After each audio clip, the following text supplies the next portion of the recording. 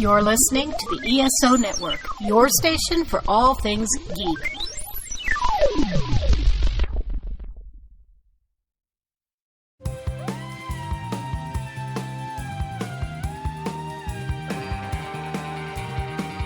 Hello, and welcome to Enterprise Splaining, the podcast where we explain Star Trek Enterprise to each other and to you.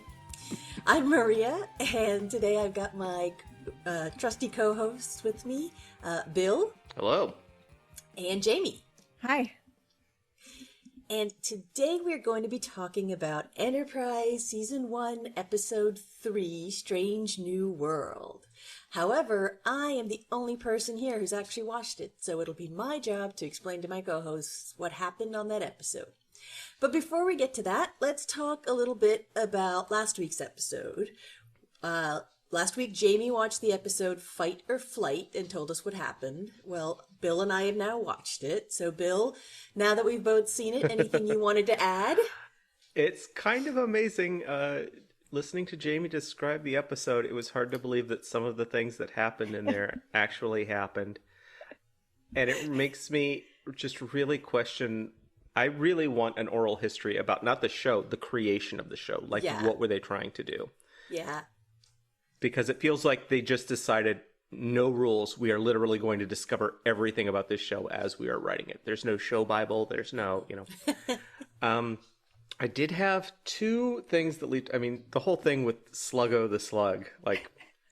Yeah, that was amazing. It was even worse than how you described it, because like at the end they put him on this literal desert planet and are like, you'll be fine. You're free now.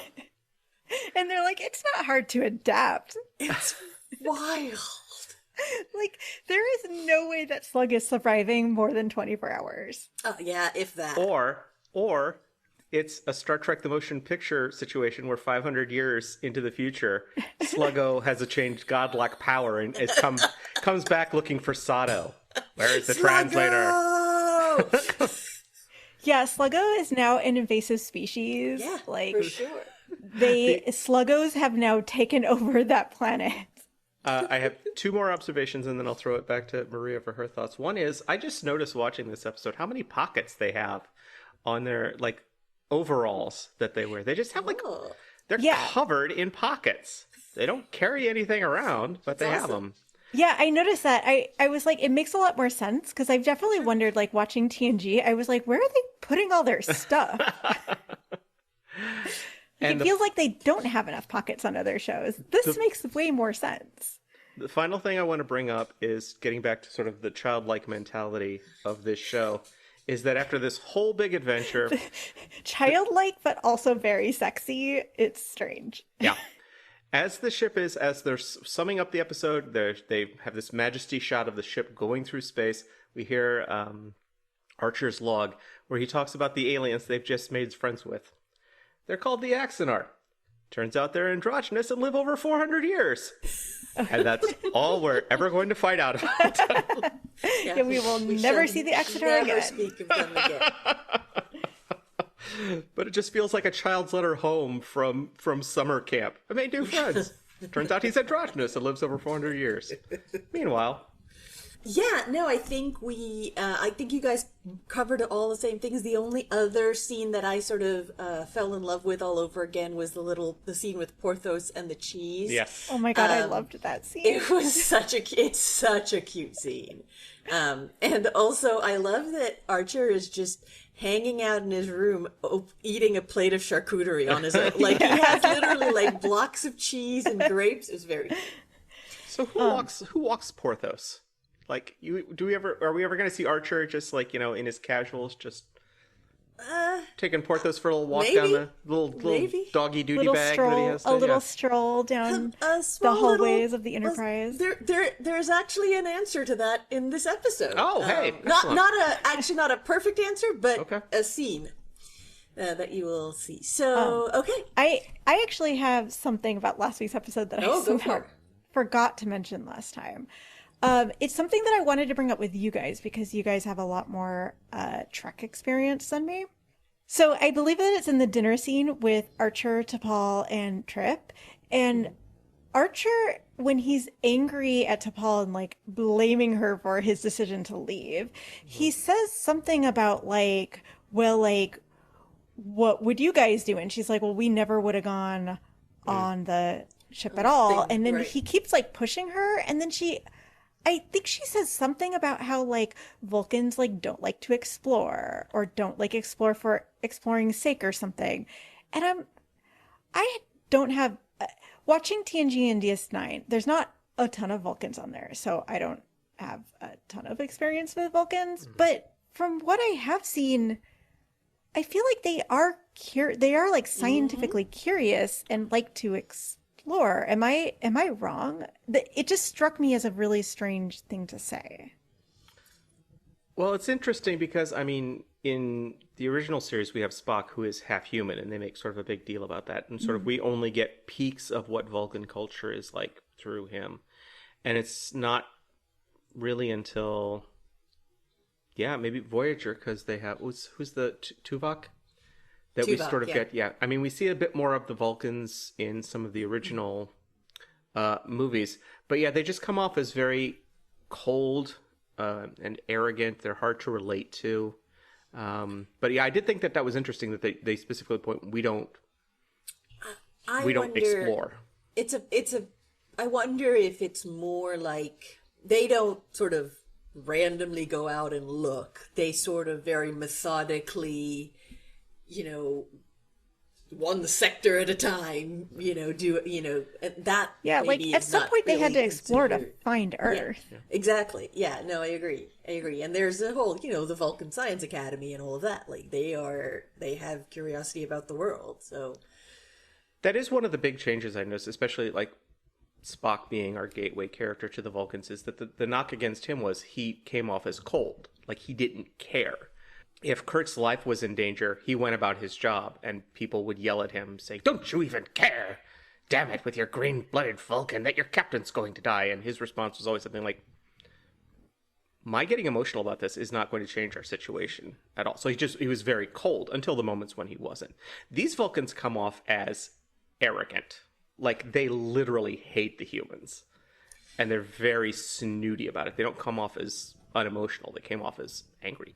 Yeah, I think everybody, part of that is also like everybody comes off as angry in this show. It's a very aggressive show. I'll talk more about it in this episode too. So overall, did you guys like last week's episode? I mean, I think I said last week, I liked it. Like, I had a fun time. I thought it was well done. I thought some of the acting was really great and it was funny. The scary parts were scary. The funny parts were funny. Like, I enjoyed myself watching it. Sure, Bill? It's hard for me to say. We're only like literally, I know it was episode, the second full episode, but I'm still giving it the benefit of the doubt. But the things that are so unhinged about this show, like if this was just some random sci-fi show that was ripping off Star Trek, I'd be like, okay, this is weird. They're doing something different. But this is a Star Trek show. Right. And so that brings it to a standard. And it's the fourth regular series. Like, they should have some of this shit figured out by this point. There are things that I like. I especially like the set design, especially of the when they went on the horror ship, just like the machine that was pumping the fluids out of them. I thought that was really well designed in a sort of Lynchian way that was really scary. But the whole Sato thing, and especially the whole Sluggo plot, where the slug is a metaphor for if she should be on this mission. And how great would it be? Which she should not be. She should not be. How great would it be? How great would it be if the episode actually ended with Archer going down with Sato and going, well, you'll be okay. Adapting isn't hard. Then gets back on the shuttle and just pieces out and just leaves her standing in the middle of this desert. Well, I mean, I feel like that's what they would have done had she been like, no, I would like for you to take me home. They'd been like, we're not taking you home. Yeah. We're not leave you at the first habitable planet. I still don't understand how she thought she was going to get home, even if she wanted to go home. Yeah. This isn't like future in like TNG world, DS9 world, where there's like ships all over the place going everywhere, where I'm sure she could like hop on another ship and get a ride back to Earth. Like, there's nobody in this sector. Like, they've been going for 2 weeks and haven't run into any. Now that we got that out of the way, it's time to talk about this week's episode. Computer, what episode will we be talking about this week? Season 1, Episode 3, Strange New World. Crew members go on a survey mission to a seemingly uninhabited Earth-like planet, where a mysterious alien presence sends them into a state of paranoid overdrive. Next, it's time for me to tell you guys 2 truths and a lie about this episode, so you can guess which is the lie. You ready? Can't wait. Yep. All right. Number 1, a crew member we have never met before dies on an away mission. Okay. Number 2, Archer orders T'Pol to shoot Trip. And number 3, the crew tell each other space ghost stories. Oh, see, now you got me thinking about what would actually happen and what do I want to see happen. Yeah. I think the lie is a crew member we've never met is going to die. Yeah, I'm going to Okay. back up. I'm going to go with that too. All right. Just because the other 2 choices are so unhinged. Yeah, the other 2 I just want to happen so badly. I want to hear about the space ghosts. Okay. Well, let's get started then. We cold open on a crew member we've never met before, reading a book about termites and drinking Vulcan soup in the dining area. Another crewman who we've never met before comes up and sits next to her and asks her how she can eat that stuff. And they banter a bit about the food and how he doesn't like Vulcan soup because it's tasteless, but she says it's more that it just takes a more discerning palate. And then It's rude to walk up to somebody and just be like, I hate the food you're eating. That's exactly right.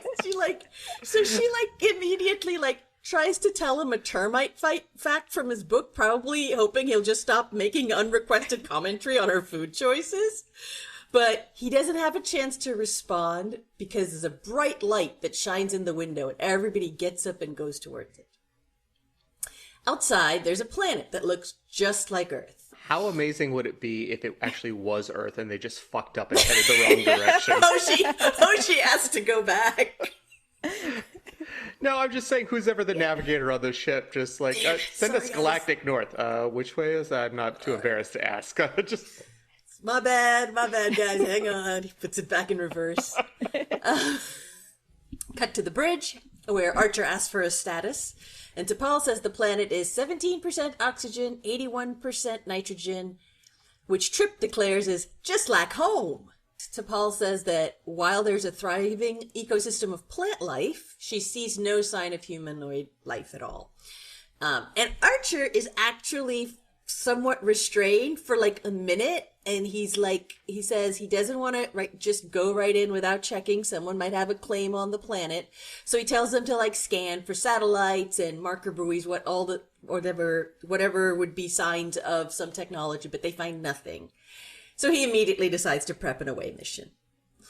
And T'Pol, of course, suggests caution and says that they should just send some probes down to see if the planet is Minshara class, which Archer says, what does that mean? And Hoshi explains that it means suitable for human life. And that is where M-class planets came from, you guys.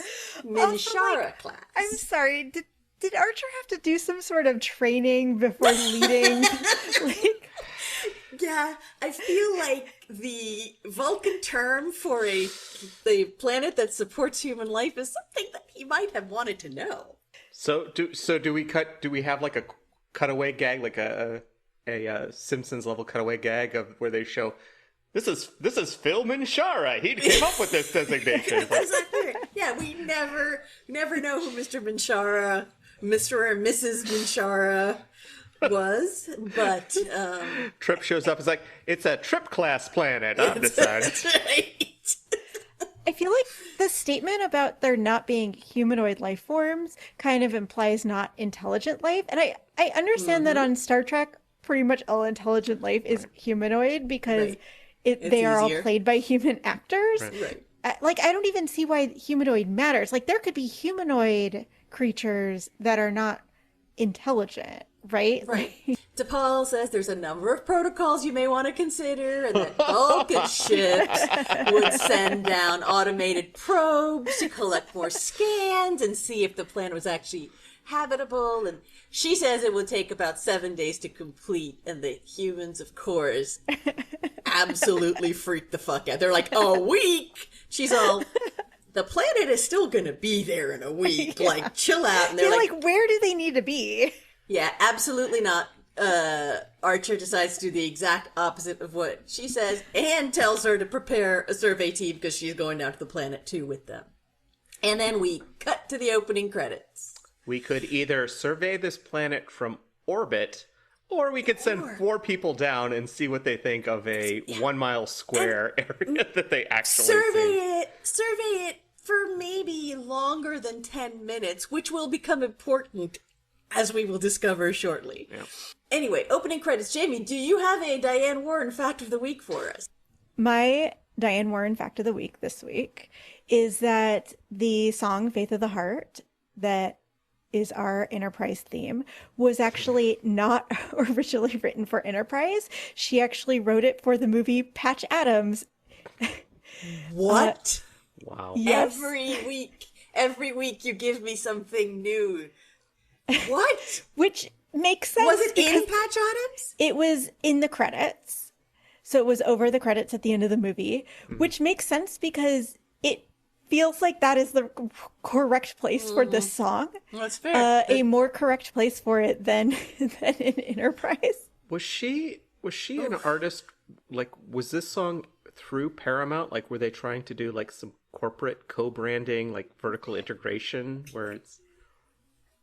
Well, I have no idea. Put this song in here, it'll move some units for Paramount Music. Somebody somewhere has done this research, right? Surely. I don't know. But that made me think, does that mean that this song at one time was potentially eligible for an Oscar? Oh my God. Almost certainly. That's the reason why they do that. So I decided to look at what songs did get nominated. I was a little bit unclear. I'm not sure exactly. Patch Adams came out in 1998, but I wasn't sure if it would have been part of the 1998 Oscars or the 1999. So it won Best Picture, so that would be easy to determine, obviously, that it won, it swept the awards. They retired the Oscars that year for Patch Adams. Yeah. Thank you, Bill. Mm-hmm. So I looked at both. So if it was 1998, Diane Warren did actually have a song nominated that year. She had the song "How Do I Live in Con Air." Yes. What? Is that the LeAnn Rimes song? I think so, if it's the one I'm thinking of. Because she definitely wrote the LeAnn Rimes song. Okay. Oh yeah, which, by the way, so the next year, Diane Warren was also nominated that year for "I Don't Want to Miss a Thing" from Armageddon. Amazing. What a career. We know that, Bill, you are in the music video for that. Music video for that. Amazing. But then I was thinking, well, would it have been possible for Patch Adams, for Faith of the Heart to also be nominated if she's already nominated those years for something else? So I looked up the Oscar rules. Of course you did. And according to the Oscar rules, the same person cannot be nominated twice in the original movie category in the original song category in the same year for the same movie. And each movie can have up to 2 songs nominated, but not by the same person, which is how this year there's 2 Barbie songs. Sure. So Faith of the Heart could have been nominated either of those years, even though she had a much better song nominated in both of those years. 6 months from now, we're going to look back and wonder how our podcast became exclusively about Faith of the Heart. It's just us for 3 hours just dissecting different bits of the song and the history and stuff. And I'm sorry, have you guys not realized I asked you to do this podcast because I wanted to secretly turn it into a Diane Warren podcast? We're going to wonder. This is where it starts, folks. This it's the beginning of the end. It's going to be people like 20 years. Yeah, you can skip the first 2 episodes, but it's not until the 3rd episode where they really start to dig into Faith of the Heart. I think you guys misunderstand how much I love this woman. How much I know so much about her to the point where I could not believe when I learned that the Enterprise song was Diane Warren. I was just like, wait, Diane Warren wrote it? I learned that before I actually heard the song. And so I immediately knew what the song was going to be. I will say, you brought up last week that she had a new song for Hot Ones that was also nominated for an Oscar, and I synced it up, and I sent you the link. I synced it up with the opening credits of Enterprise. A better opening song for Enterprise. Yeah, it works really well with the opening. We'll have to post that on our social media. In the links, show notes, in the notes. And because here's the thing about Diane Warren, she actually only has one song. It is one song. It's like a formula. Mm-hmm. And so you could probably take any one of her other songs and put them over the visuals from the credits, and it would work with it perfectly. The big parts of the visuals will happen at the apex of the song. We open the main episode with the away team prepping to head to the planet. Crew member number 1, who we saw at the very beginning, still don't know what her name is, but she is attempting to suck up to T'Pol by telling her how much she liked that Vulcan soup. Thanks to T'Pol for selecting her for the mission, and T'Pol says she was selected because the planet has a diverse insect population and she's an entomologist. And so now I'm just going to call her Termite Lady because I don't know her name. Mm-hmm. But she looks sad and she walks away, and Trip consoles her by saying that she'd have better luck making friends with a housefly. Insect humor. Amazing. Okay, first of all, big win for you, Maria, because you have previously stated how much you want to see more insects in Star Trek. That is true. Yeah, it's true. It's true. Also, an entomologist getting to go to a world that no human has ever visited before to collect samples. She's going to be naming these things after herself for yeah, so maybe decades. We will figure out her name.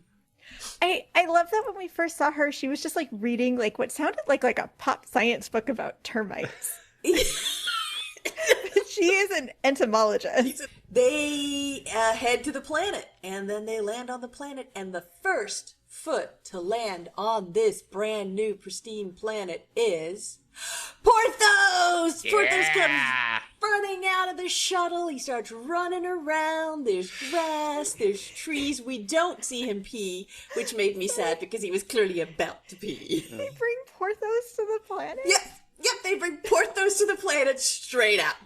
They don't even ask anything. They just bring him out there. He immediately starts murdering wildlife. Right. Yeah, this seems like such a bad idea. Well, he is a beagle, so he is a working dog, a hunting dog. It would be great if Archer stepped off with the laser shotgun. We saw the farmer hat and just starts plugging birds out of the sky. We need some food. They have no idea if there's something poisonous on this planet that's gonna attract a dog. This just seems like a terrible idea. It is. However, Porthos is very, very happy. I'm sure he's so happy. He's so happy. He's leaping about. The rest of the crew gets out, and Archer comments on how nice it is to smell fresh air. T'Pol immediately starts identifying all the components of the atmosphere. And Archer tells her to just put that thing away and take a minute and enjoy herself. So, she puts away her scientific device that's probably giving her important information about the air they're breathing and attempts to just enjoy herself. But she does tell Archer that she's been to 36 other M-class planets, and this really is not that big of a deal to her. Trip, meanwhile, pulls out a camera and takes a photo of the crew. Why did Trip get to go on the away mission? Yeah, I don't know why Trip. That's a great point, and you will continue to ask that question. Please tell me that he took the iconic photo, Neil Armstrong's foot on the surface of the moon, a big dog paw print. That would have been so good. The photo, you guys will see, the photo that he took was clearly so poorly composed. It's the worst photo they took. It's such a bad. They should have had T'Pol take it, because T'Pol probably doesn't care about being in the photo anyway, and I bet T'Pol would take a good photo. Well, Archer tells T'Pol to smile, because that's exactly what every woman wants to hear. And he says that they'll make sure that the Vulcan High Command gets a copy of the photo. And then we cut to a montage of the crew just wandering around the planet. They're scanning fish. They're picking flowers. Trip, Archer, and Travis chat about how beautiful the planet is and how nice it is to be off the spaceship. And Travis is talking about how, once again, he's a boomer, and so he's so used to being on spaceships. They better do something with this boomer thing eventually, because they've mentioned it literally every episode. So anyway, they're chit-chatting, and T'Pol calms them and asks if something is wrong because they're 15 minutes late for their rendezvous. And these guys just roll their eyes and laugh and tell her they lost track of time. I mean, they're on a completely unknown planet and they don't check in. I feel like her pinging them isn't as insane as they it could make potentially be dangerous. Yeah. And you should not be 15 minutes late to the run. So they go back to the shuttle, and T'Pol tells them that they've identified a number of nocturnal marsupials. So, yeah. JB, I guess we're in Space Australia again. And that in fairness, being in Australia is not what makes them marsupials. I know. That's just where most of them are. I know. Well, but they all evolved from Australia. Well, Marsupials involved in Australia, all marsupials came from Australia. But what I'm saying is, being a marsupial, it's like being a mammal. Like, you can be a mammal on another planet. You can be a reptile on another planet. Just like being a marsupial is just a way to... By an amazing coincidence, creatures also evolved this way. Yeah, I guess. It just... So, T'Pol tells them they've identified a number of these nocturnal marsupials, and that she wants to spend the night there with the two unknown crew members.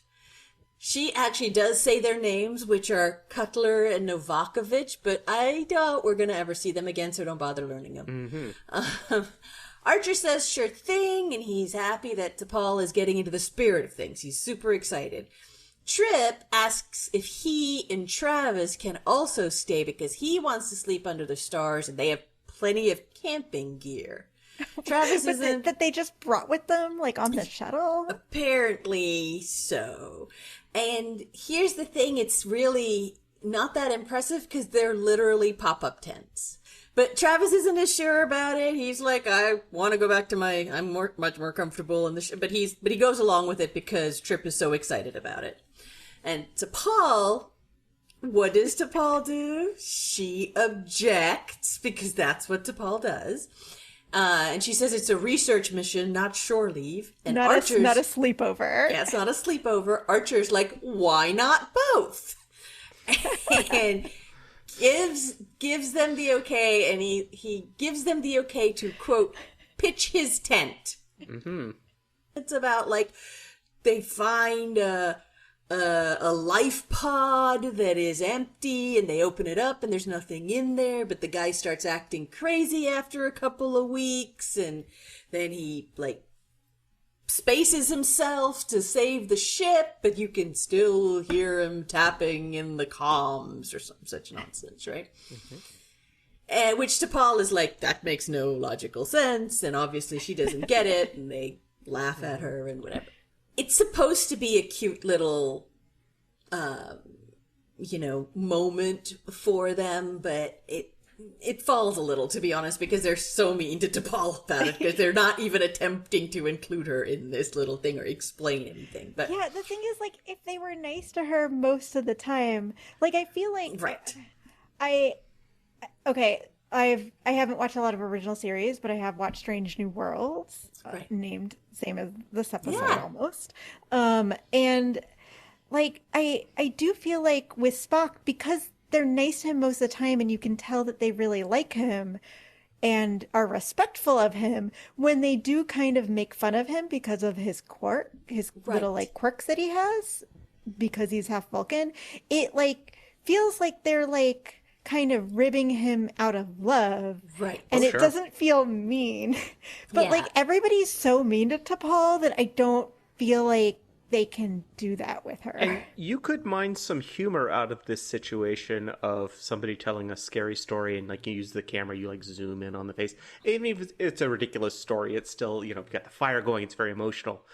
And then it would be funny if you just cut to T'Pol and she's not angry, just well, that doesn't make any sense. Right. Yeah.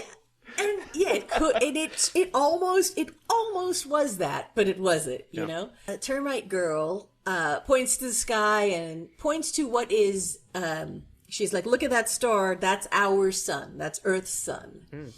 And they start talking about how, you know, when Trip starts talking about when he was a kid and went camping, and he would look up at the stars and wonder what it would be like to sit on another planet and look at another sun. And it's almost a nice little moment. But as they're doing that, Novakovich, who is the other unknown crew member whose name you've forgotten, so I shall just call him Red Shirt from now on, because let's be honest, we were pretty sure he was the Red Shirt. Uh-oh. He decides that his head is hurting, so he's going to go lie down. And Termite Girl says, hey, all the fireflies are down and are gone from the area, which is kind of strange. And then the wind starts to pick up, and they realize there is a storm approaching, which they would have figured out if they had waited maybe 2 hours before going immediately down to the planet. If they had surveyed the planet from orbit, interesting idea. Or if they had let T'Pol, even once they get there, keep her thing out where she was like looking at like the atmosphere. Right. Yeah. Anyway, the wind gets worse. We cut to sometime later, and the crewmen are all in tents. They're all in pop-up tents, and there's thunder crashing, and Travis and Trip are sharing a pop-up tent.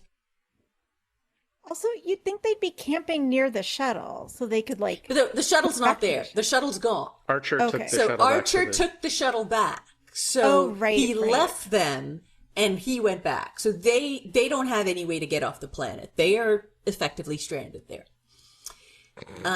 So the other tent has the two newbies, the Red Shirt and the Termite Girl, and he's freaking out. He's losing his mind. He is sure he can hear something outside. She's asleep. She tells him it's just the wind, to go to sleep. And then we also cut to T'Pol, who is alone in her tent. She's on her own in a single tent, and she's also getting quite windblown. And she looks over into Trip and Travis's tent, and we see Trip freak out because he feels something in his sleeping bag, and he jumps out of it, and he realizes it's a scorpion thing. And so he starts losing his mind. He's trying to kill it. He's like, give me a boot or a phase pistol. Call the entomologist over before you kill this creature. T'Pol sees them fighting, like in the shadow of them on their tent, and like calms them. And they talk about it, and they're like, okay, we can't stay in these tents. So they decide they're going to move into a cave that T'Pol found earlier in the day when they were doing their great idea. Yeah. Back on the Enterprise, Malcolm goes into Archer's quarters, and as soon as he walks in, Archer throws a water polo ball at him and talks about how sad he is they don't have a pool on board, because of course all these guys play water polo, you guys. Reed tells Archer about the storm and explains that the away crew has taken shelter, but he thinks they should pull him out, and he's got a shuttle prepped. And Archer checks in with T'Pol, and she says, look, it's going to be way too difficult to land in this storm, so we're fine, we're in the cave, we're going to stay, and Archer agrees. But he tells Reed to keep the shuttle on standby just in case. They cut back to the cave, and they realize somehow they've left all the food back at the campsite. Perfect. They've taken everything else, apparently, but not. So I have a question here. Oh my god. Do they have special Starfleet jammies, or are they just No, they're just sleeping? in there. No, they're just in their uniforms. Okay. Trip and Travis, I mean, it was all a last minute thing, right? They just decided to spend the night. So they are all still in their poles. Travis goes back out. He's like, I'll go get it. He gets to the site. He finds a single food pack that blows away, and he like runs after it and grabs it. And as he does that, he starts seeing people walking around outside. And he doesn't get a very good look because it's windy and it's dark, but he goes back to this cave and he lets them know. And T'Pol scans, and she's like, nope, there are no signs of life outside. And he's like, no, I definitely saw 3 people. Maybe your scanner is broken. I mean, I honestly would not be surprised. Right? And she's like, no, my scanner is fine. You probably imagined it. So nobody's really helping each other out in this situation. But he was like, nope, they definitely seemed real. And as he does, Redshirt screams that he also hears something, people and voices coming from deeper in the cave. He says it's not safe and they need to leave the cave. For the first and only time in this episode, Trip attempts to be the voice of reason. And he says, if there's people in there, maybe they're friendly. We should find out. And Redshirt insists that they're not showing themselves, so they must be a threat. That makes no sense. Or they're afraid of these randos who just showed up. Who just showed up in their... that these random new people. Sky. Yeah, who like, if this is a pre-contact civilization, presumably. Right. Yeah. They're like, there are terrifying aliens in this cave. Maybe we shouldn't go talk to them. So, Maria, I'm a little confused as to why you keep referring to this character as Red Shirt Guy when clearly it's Hoshisato, the translator, who we've seen in the previous 3 episodes. It's not. Who screams and panics. He's just so panicky. He insists they're not showing themselves. They have to be a threat. He says they have to get out of the cave and they'd be better off outside. Trip stops him. He orders him to stay put, but he runs away. He's like, nope, I'm out. Perfect. Runs out of the cave. Trip tells the others to stay there, and he and Travis go to look for the guy. Meanwhile, that leaves T'Pol and Termite Girl back in the cave. And T'Pol says, wait here. She decides she's going to go deeper in the cave to see what's in there, because clearly that guy heard something. So she goes back in there and starts scanning. And we cut between her, and then outside, Trip and Travis are walking around and scanning and yelling for Redshirt, whose first name turns out to be Ethan, because they scream Ethan a lot.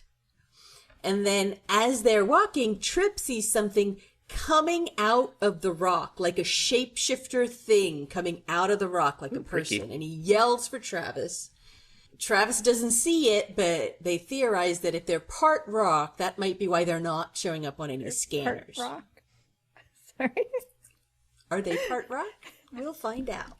Lots of... I'm sorry, Jamie. The only explanation to this like weird thing, that like a weird shape they saw in the dark that they couldn't really see clearly, is, well, it must be part rock creatures. It's some sort of a rock creature. Well, that gets back to the thing you were talking about earlier, is like assuming that all intelligent life is going to be humanoid. Yep. Yeah. Exactly. So they keep walking around looking for him, but then they almost fall into a giant chasm. So they decide it's too dangerous and they go back. Cut back to the cave, and Termite Girl is walking further into the cave, following T'Pol because she is also hearing voices. And she looks and she sees T'Pol talking to mysterious figures. So it's not very clear, but she sees it.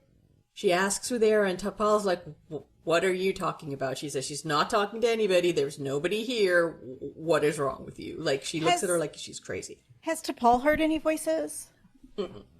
So everybody's heard voices or seen something except T'Pol. That's right. T'Pol is literally walking around. She's scanning. She's trying to figure out what they're hearing, but isn't seeing anything.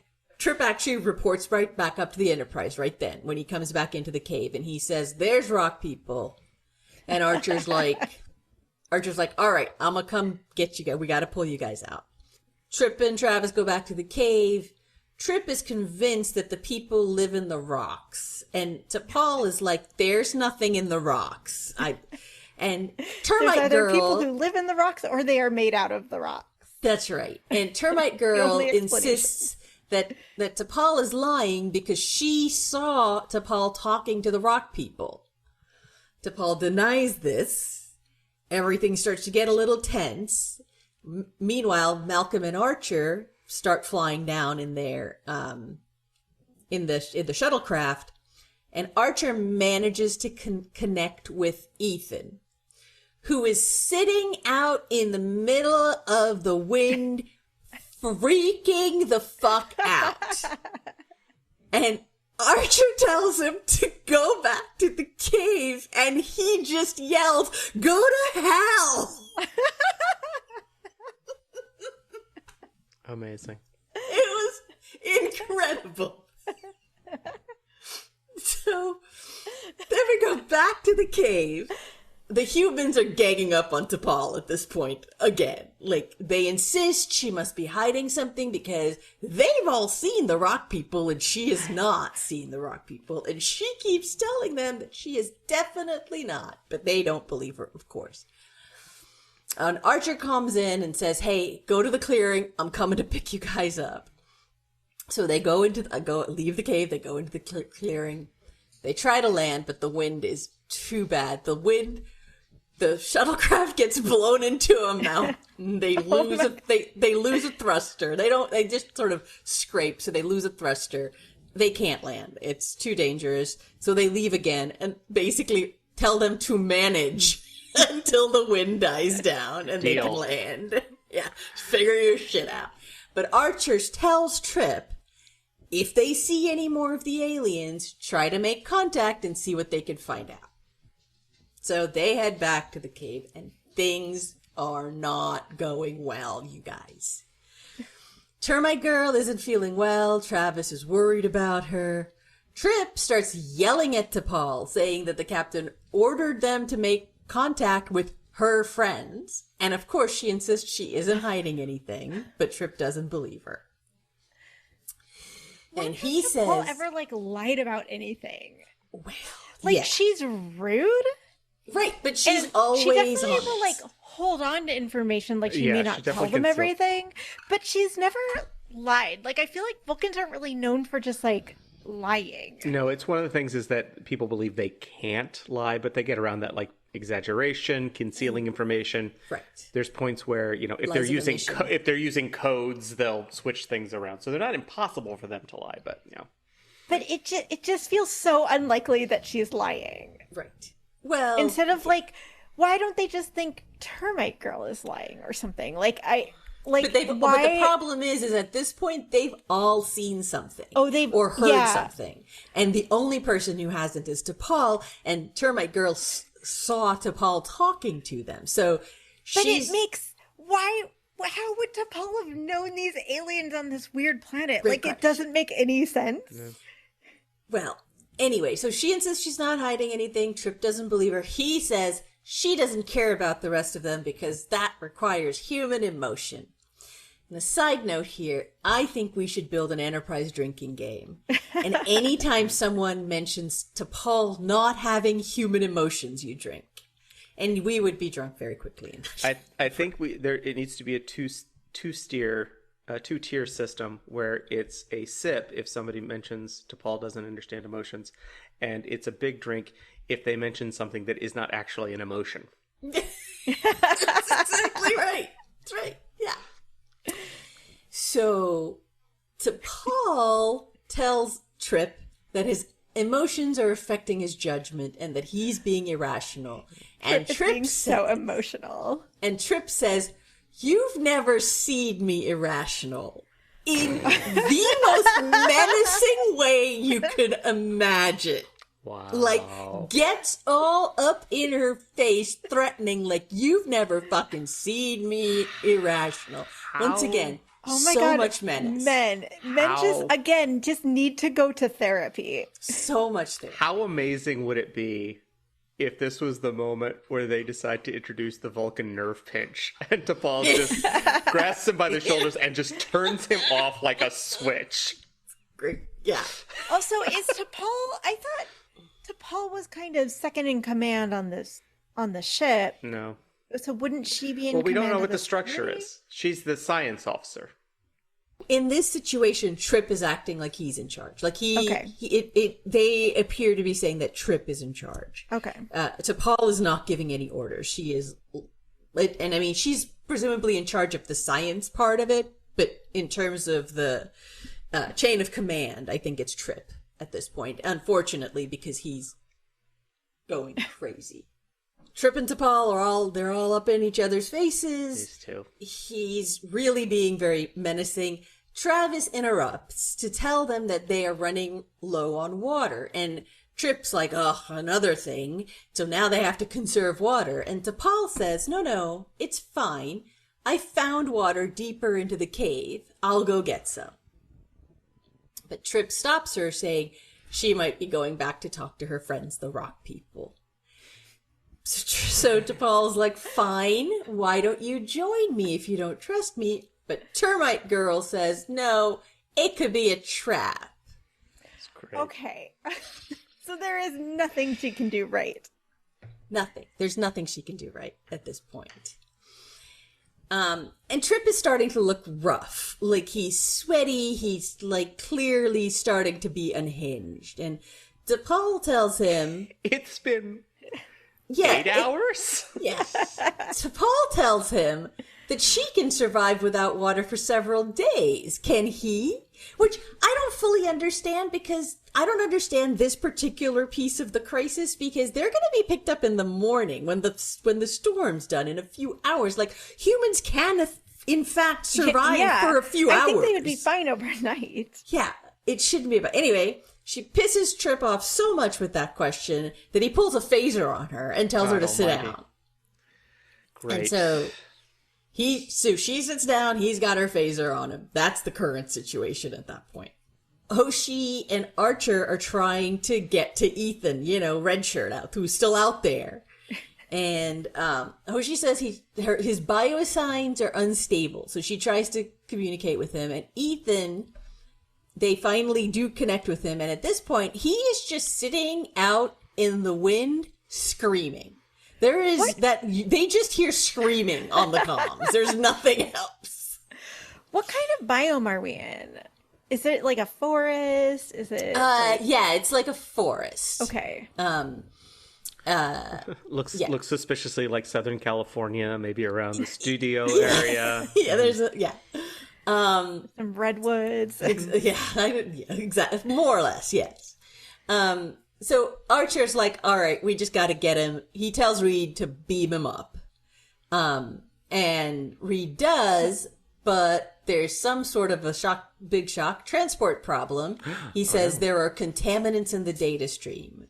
And they do manage to get him up to the ship, but he has these huge, weird, like, scab welt things all over his body. Like, huge things. I'm surprised they used the transporter, because I know that they did it the other day to as like like someone was gonna, I can't even remember what was going on in the first episode. Archer was like going to die. Right. So, but I still feel like, they did it once and the person survived, but well, again, they felt like this guy doesn't seem like he is on the verge of death. They didn't really know, because he was literally just screaming. Like, he was like, and there's, and I guess he was screaming. He was just screaming. And I mean, they also, like, when Trip and Travis were running around, they almost like just stepped into a giant chasm that would have killed him. Like, he could just wander off and die, right?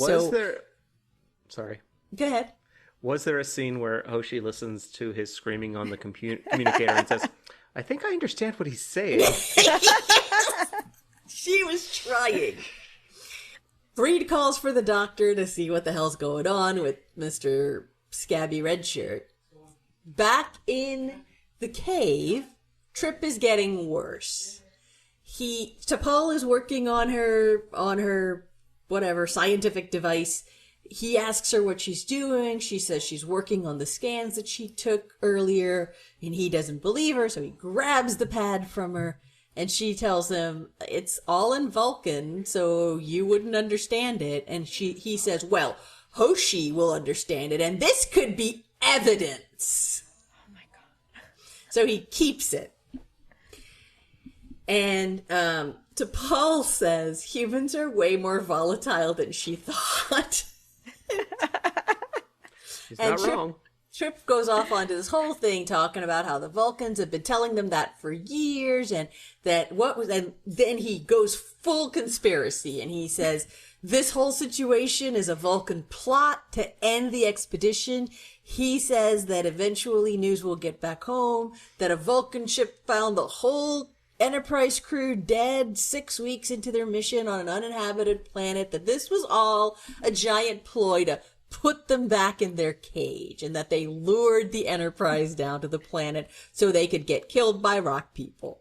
And then he throws it to a commercial about buying gold coins and these energy supplements that you can purchase. She tries. Yeah, and then he's like, QAnon definitely said. He warned us about this. That's right. Exactly. So he rants and basically ignores T'Pol. One aside, the rant did have one very important piece of information. Because he talks about all of the Enterprise crew being dead, and he talks about the bodies of all 82 crew members. So now we know how many crew members are on the ship, and that's higher than I would have guessed. And this is the first time for sure that we've had other non-main character crew talking, like having storylines or whatever. So anyway, Trip's losing his mind. He's ranting about it. Trip's tripping. Travis begins to agree with him. He says, well, it was T'Pol who wanted them to stay overnight, and she was the one who found the caves to begin with. They were the ones who were like, can we stay with you? And she was like, no. And she makes that exact point. Then they're like, we're going to go ask Dad. That's right. She literally is like, I didn't ask either of you assholes to stay. Of course they ignore that. Trip starts yelling at the walls and the ceiling, saying he knows they're there and they should show themselves. Now, do you suppose that this was a scripted episode or just found footage? Like, they just left the cameras running. Yeah. So at one point he yells, "Did you see that?" and points to a wall, and T'Pol loses it. She yells, "All I see is a delusional engineer." Like, she's mad. And Trip notes that she is getting volatile herself and then mocks her for showing emotion. Like, this girl can't win. Cannot win. After he was just like, you don't have any emotion. Yep. Truly, there is nothing she can do that they won't like be rude to her about. That's exactly right. So Trips again sees something moving in the walls. Travis sees something moving in the walls. He yells and points, and Trips shoots at it. They're in a cave. He's shooting at shit. Did they land on the planet crack cocaine? Yeah. I mean, so he keeps yelling and he goes, "I'll blow this whole cave apart if I have to." Great moment there. We go back to the Enterprise. Phlox has Ethan, the red shirt, in sickbay. All the scabby things are gone and there are healing cuts on him. And Phlox makes a honestly quite creepy comment about how resilient human skin is. The devil, you say? Whoa, Phlox said something that you interpreted as being creepy? I have it in my notes. Like, that's just kind of his vibe, so it's not that surprising at this point. But Archer asks if he can talk to Ethan, the red shirt, and Phlox says he can, but he won't make any sense. Because he has found... Ensign Hoshi to sickbay immediately. That's right. He has found tropolysine in his bloodstream, which is a psychotropic compound that causes hallucinations. Of course. And they wonder how it wasn't detected sooner, and Phlox says, well, maybe it's a pollen that's in the plants and the sensors weren't calibrated for it. Malcolm says maybe the windstorm brought it in. You know, maybe if they just wore environmental suits when going to this like mystery planet that they hadn't even finished scans of yet. How great would it be if Phlox said, well, that would be detected by a planetary survey. We should have done it. It only takes about 7 days to set that up, and then it would have been problems. You know, it's not that much time. Exactly. That is exactly right. And then Phlox has the most useful comment ever, which is, Archer asks him if it will affect T'Pol, and he says, maybe it will affect her more or less. Anyway, so basically they're all tripping. Archer calls T'Pol and says, hey, great news. We have Ethan. And she says, Also, great news, I have a phase pistol pointed at my head because Trip is basically just holding her hostage at this point. He's got the phaser on her. He's yelling about how she was never what she appeared to be and that she was working against them all the time and that she's in league with the creatures that are in the walls. Archer tries to explain to Trip about the exposure to the compound, that they should go further into the caves to wait it out, and that the symptoms will dissipate. But of course, Trip doesn't believe him. He insists he's not imagining it. And Archer tries to reason with him, telling him this is something we talked about last week, that he went through training to deal with situations like this and around mind-altering agents. This crew had training? It was called Theta Chi. Yeah, he was the frat. Dude, you remember when we went down to Cabo and you got those bad mushrooms? You climbed up on the roof saying you were Jesus Christ. Actually, there is kind of that scene coming up. Oh, excellent. Okay, great. So, Trip refused to believe him, and Archer orders him to put his phaser down, and he very grudgingly does. And T'Pol tells Archer that that he's put the phaser down, but that she has been affected, but only slightly. Mm-hmm. And once again, Archer says to hang on and wait it out. He asks for another weather report because he's really out. I mean, he doesn't have a lot of options here. It would be really fantastic if instead Archer had just this moment of clarity and said, Trip, whatever you do, do not go deeper into that cave. You don't tell me what to do. So, back to the cave. Travis, remember Travis is still here? Travis has passed out. He's just passed out in the back of the Trip is trying to wake him up and says that he needs him, but Travis is like tripping balls. He cannot respond. So he just sort of pieces out. He lies down. He's like, I didn't even want to be here. So he just Again, sort of... did they just leave the cameras running in between scenes? Just lays back down. Trip goes back to his primary function at this point, which is yelling at T'Pol. Sure. And she starts answering him in Vulcan, which of course Trip doesn't understand and assumes is a threat.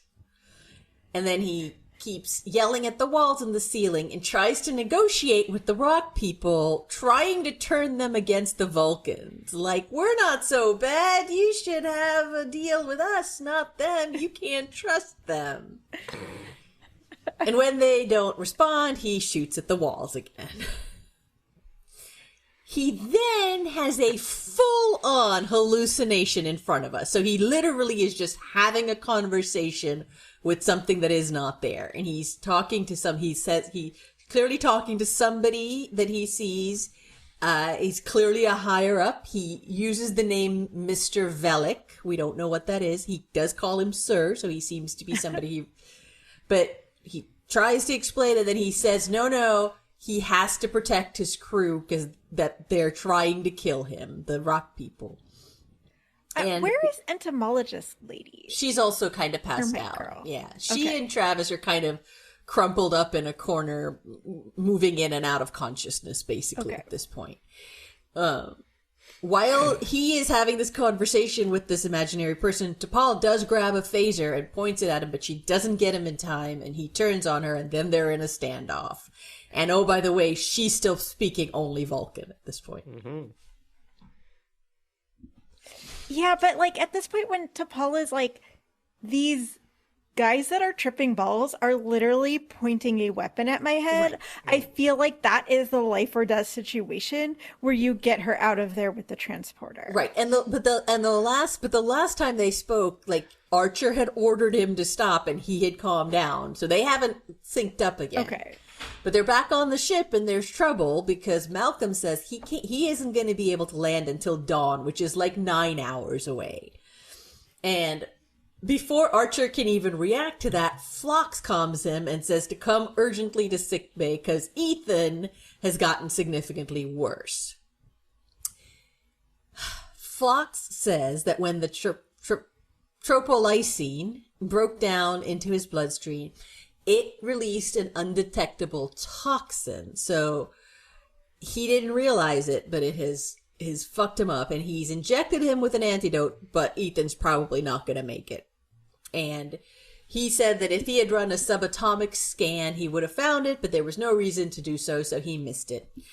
Which I think might then become part of their standard process for transporters. Like, they always run a subatomic scan, but I don't know enough of that to know for sure if that's true. Archer's real mad about it, obviously. He's like, I thought you told me he was going to be fine. And, he says he has to know what about the others and whether they're going to be dead when they get there in the morning. And then he just leaves. He doesn't even give Phlox a chance to reply to his question about that. And Phlox just looks grimly at Redshirt, basically. That scene is over. Back in the cave, the standoff continues. Trip keeps yelling at Travis, trying to get him to stay awake because he needs him. Archer calls in to try to update them on this toxin situation and says they're going to beam down the antidote and that they have to inoculate themselves as soon as possible. Trip says taking an injection ain't going to change anything. Okay, so he's anti-vax now? Starts to fall a little into anti-vax territory. T'Pol starts talking in Vulcan, but Hoshi hears it and immediately replies. Hoshi is actually fairly useful in this episode. See, this is how we know this is all a hallucination. Hoshi says that T'Pol is telling her that Trip is going to kill her, and she says she doesn't think T'Pol is imagining it. She thinks she's being real. Trip, meanwhile, screams at T'Pol and says, stop talking gibberish, because if he doesn't, he's going to split her in two. Does he say gibberish? He does say gibberish. God, it's so rude. So Archer is still trying to explain that the pollen is affecting T'Pol. That's why she's only speaking Vulcan, that she can't help it. He, again, tries to appeal to Trip's sense of reason, and he reminds him of a time. He says, we've known each other for a long time. Remember that time that we were out and you got nitrogen narcosis and you tried to pull your helmet off because you didn't know what you were doing, and that Archer had ordered Trip not to do that, and that Archer had been right. And Trip doesn't appear to see the relevance of this at all. But Archer is like, okay, it's the same thing. You have to trust me and take the injection, and then they'll deal with the rock people after that. And Trip, for a moment, seems like he's about to agree, but then he sees rock people coming out of the wall right behind T'Pol, and he just refuses, and he screams that he's not gonna die with a hypo spray in his hand. He's like, the only spray I'll take is ivermectin. That's exactly what it is. Exactly right. So, Archer's like, okay, hold on a second. He literally is like, just don't do anything for a minute, and I'm going to give you an order in a minute, but just hold tight. And he goes off comms. He tells Phlox and Malcolm to beam the inoculation stuff into the cave. Go ahead and do that. And he gets back to Trip, and who's, by the way, freaking out. He's like, you gotta give me. He's getting more sweaty and getting red, like getting really aggressive and about to shoot. He's like, you gotta tell me. And Archer's like, okay, here's my order. I'm gonna tell you what's going on, even though it's a breach of protocol. He tells him that Starfleet gave him confidential orders to make contact with a silicon-based life form on the planet, and that it was top secret, which is why Trip didn't know about it, and T'Pol was the only one who had clearance to know about it. And Trip is skeptical, but Archer manages to convince him that they're real, but that T'Pol needs to talk to the rock people because they're mad that the crew came into the caves and they're threatening to destroy the Enterprise. And he says, T'Pol needs to talk to her. You need to lower your weapon so T'Pol can talk to them.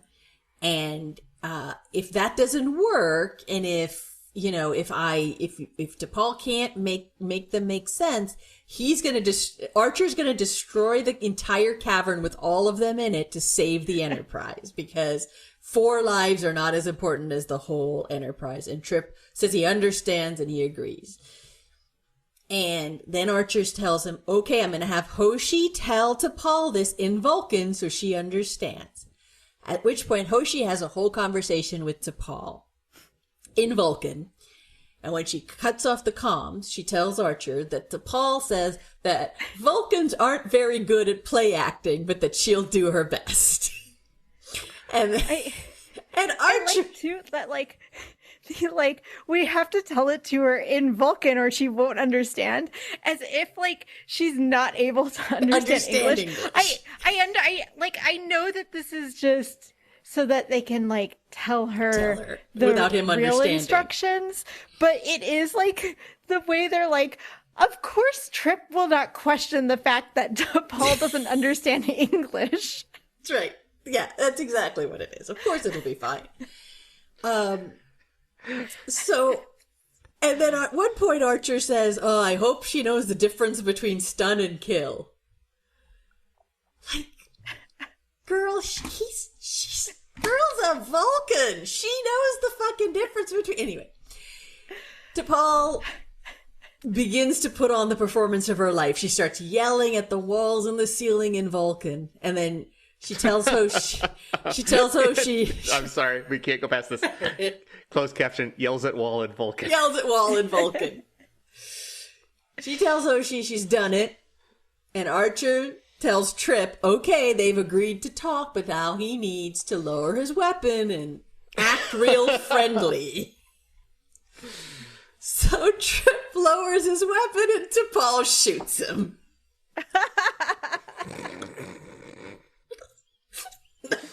That's it. How did T'Pol have a weapon this entire time? She did. They were in a standoff, so she had grabbed one. Oh, right. I forgot about the standoff.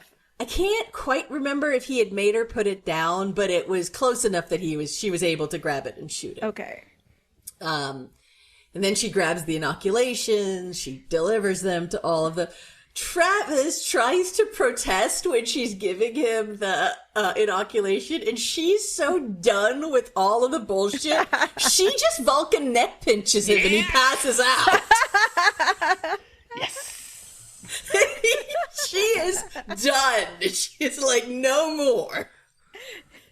I was wondering if that was a thing that existed. Yeah. Yeah.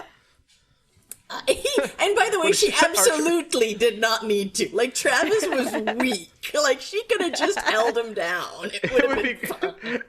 Please tell me there's a scene later where Archer or Phlox is like, what did you do to him? I don't know. It's just something I've been thinking about for a while. It just was...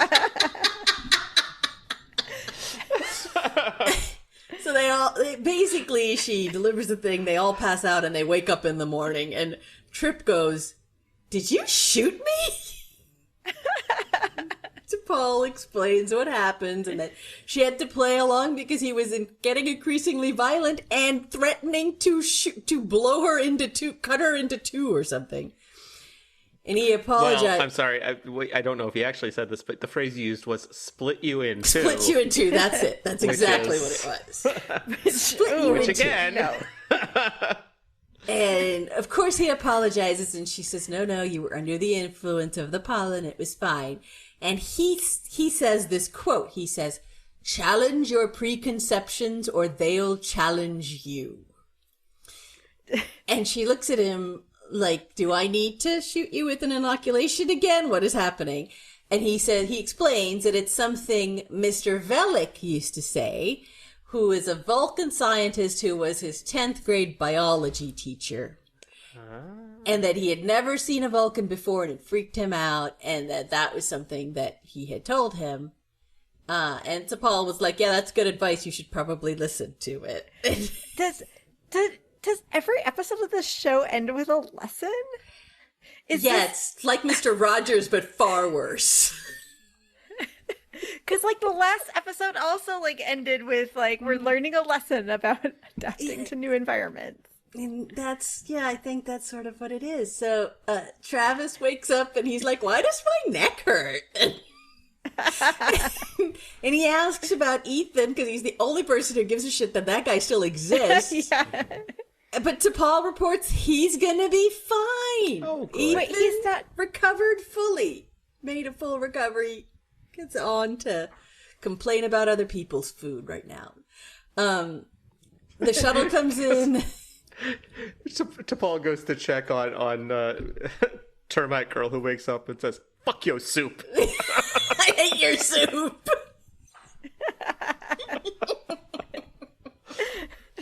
The shuttle comes in, they all come out of the cave, it's a beautiful day, and everything is fine, and that's where it ends.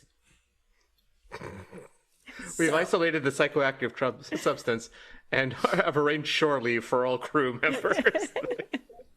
So, back on your, for the truths, and a lie, you guys both got it right. There was no death. I actually, when I first watched the episode, didn't hear that final line and assumed he had died. Like, as you were going through it, I was like, oh, clearly we got this wrong because this character is 100% dying.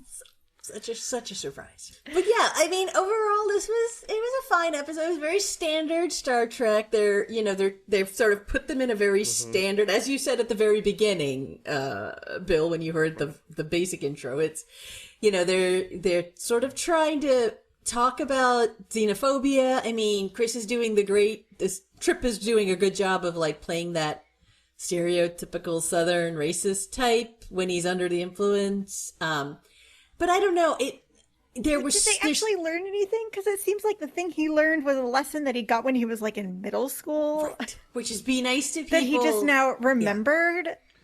Yeah. And I think that there is sort of this really interesting, like, low level anger and resentment at the Vulcans for sort of holding them back for a century, and they've got all this stuff that they have to prove, and that's why their first instinct is to immediately do the opposite of what she says. And right.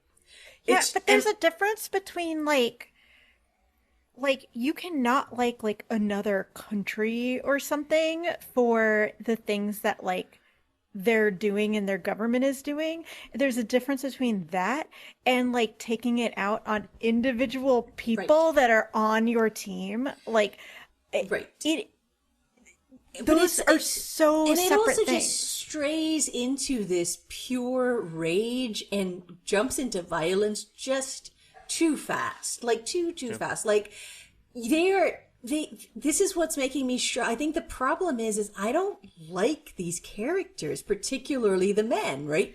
They like internal conflict on Star Trek is tough. We talked about that last week, but when it's so aggressive, it's even harder to deal with. Like, I expect you guys to have a baseline respect for each other. And while I fully understand what they're trying to do with this, like, conflict between the Vulcans and the humans and this mistrust, it's hard. As you've pointed out, it comes off as so entitled because these guys are so aggro. It's not like we've seen them trying and achieving. We've not seen the Vulcans, like, actually holding them back or like the Vulcans actually being an impediment. And also, I'm not sure what Starfleet wants, because they make a big deal about the Warp 5 engine.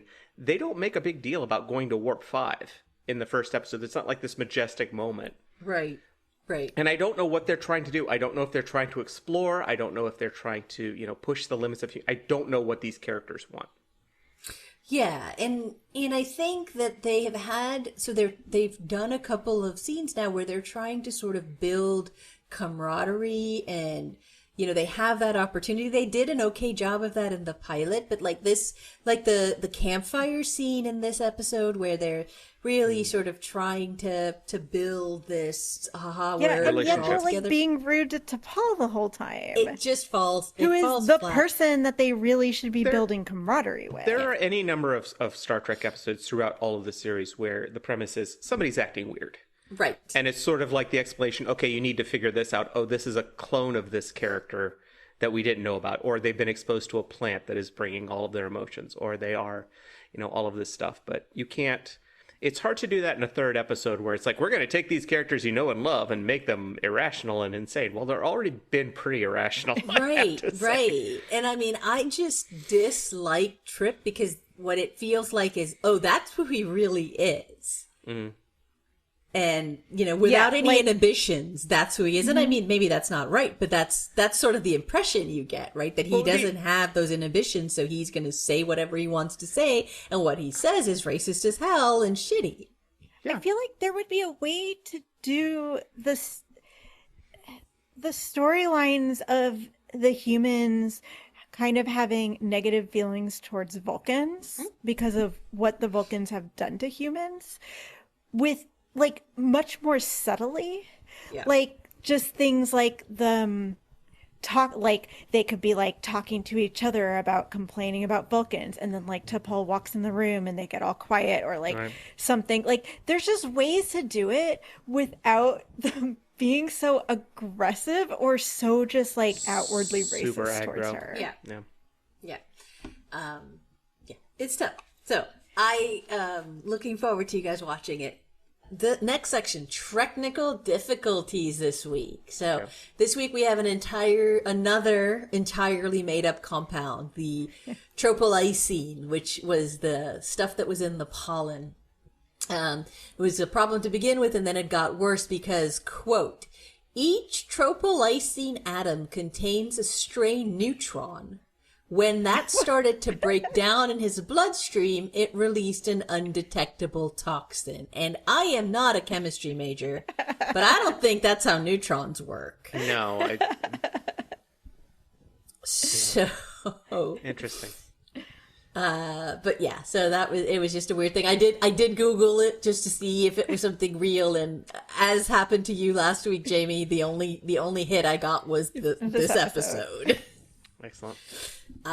The Porthos good boy scale, 10 out of 10. He was a super good boy this episode. We saw him on the planet. He had a great time. Archer whistled for him and he came running. It was very cute. I have an additional scene that I'm sure was cut from it, was that they call down and T'Pol says, I'm here with Trip. He has a gun pointed at my head, and they cut back to the Enterprise, and Archer's like, I'm here with Porthos. Same. I know. But yes, it was a completely safe interaction. I know it makes no sense for them to bring Porthos, but I'm so happy that Porthos gets to run around on his planet. He was so happy. He ran around. It was great. So, the sexy scale, pretty low rating on the sexy scale here. Everybody was really crabby, and although there was a lot of sweaty, it was in I've been infected by pollen kind of sweaty, not as a decontaminate me baby kind of sweaty. Nothing happening in those tents that they were sharing. Exactly. We did see Archer in his quarters again, relax, and I do like a captain in casual clothes, like he was actually in sweats, and it was kind of cute. But yeah, I must admit that what I was hoping for, and I know we will never see, I wanted to see just Trip coming out of his tent wearing like footy pajamas that had like the star. Well, no, they don't have the Starfleet logo yet, do they? They don't have the swoosh. Yeah. Yep. I think we're almost done with today's episode, but before we leave, we want to get some of Will's holorecs. Will Riker, who is watching all of Enterprise in the holodeck. What else is he watching? What do you guys have for us today? Bill, why don't you go first? I have something that is not related to Star Trek in any way, shape, or form, but I love it. It's a show on Netflix called Jump Like a Witch. It is a South Korean reality show where they take a group of female actors, singers, dancers, entertainers who have no idea how to play basketball and form a basketball team. And it is so fantastic because you fall in love with all of these women who are at different skill level, and they just, when somebody manages to make a basket, they flip out like it's the winning goal at the Olympics, and they run like just from getting a basket in. And it's absolutely amazing to watch these amazing women learn how to play basketball. That's awesome. So, Jump Like a Witch on Netflix. Awesome. Jamie, what you got? All right, since we mentioned it earlier, I'm going to my recommendation is the book Pests by Bethany Brookshire. One of our I want to say friend of the pod, but Friend of the pod, sure. She's friend a friend of the pod. Yeah, she's a friend of the pod. It's Pests: How Humans Create Animal Villains. This book is so good. It just recently came out on paperback. You will learn about rats and cats and other animals you consider pests. I especially like the pigeon chapter. It's a beach read. It's a joy. It's really fun. Bethany is so funny. She and so smart and knows so much about this. It's just wonderful. Like such a good read. And you'll find out who fucking Kevin is. That's Okay. such a good story. All right. So my recommendation is I just finished listening to John Scalzi's book Starter Villain on audio, and it is great, you guys. It is the less you know about it, the better. When you start it, it's really fun to just go in blind, which is sort of what I went. But the very high level is it's a person whose estranged uncle dies and leaves him a huge inheritance, most of which is his villainy. His uncle was a villain, and he has handed off his villainy to him, and it's great. It's really funny, very light, and if you like cats, you will love this book. It's such a joy. And there's even a Star Trek tie-in because Will Wheaton does the audiobook narration, so highly recommend. And I think that's it for this week. Thanks for listening. Next week, Bill will be watching episode 4 of season 1, Unexpected. The name of that. Can't wait. Can't wait. Special thanks to K.O. Myers at Particulate Media for sound assistant, to my friend David for their beautiful cover art, and to John Stephen King for being the voice of our computer. If you like the show, please rate, review, and subscribe on your podcast app of choice, and tell your friends about it. We really appreciate it. You can follow us on Instagram at Enterprise Splaining and on Blue Sky at Enterprise Splain. You can also email us any questions such as, why are you doing this? Comments such as, so this is still happening, huh? Or suggestions like, oh my god, please stop, to enterprisesplaining@gmail.com. We would love to hear from you. See you next week. Bye. Computer. End program.